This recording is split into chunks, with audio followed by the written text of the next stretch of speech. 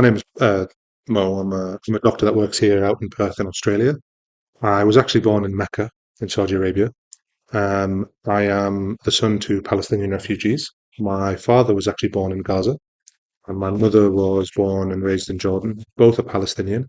My father had been in the Nakba, the first Nakba. His family had been ethnically cleansed from their land into Gaza, and then from Gaza he went to Egypt. And my mum, who was originally from Nablus, they were ethnically cleansed and they went into Jordan.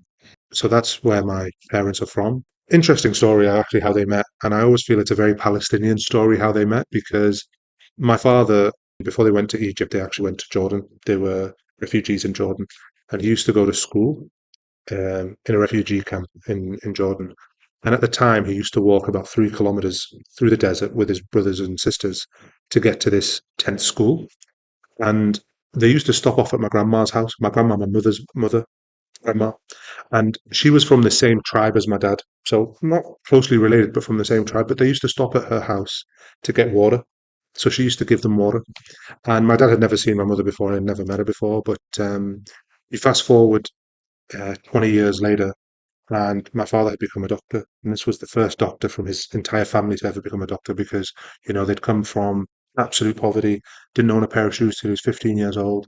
Once they were thrown off their farm, which is now in Israel, they had nothing but the clothes on their back. So it was a big deal for him to be a doctor. When he became a doctor, he went to Jordan to visit his family.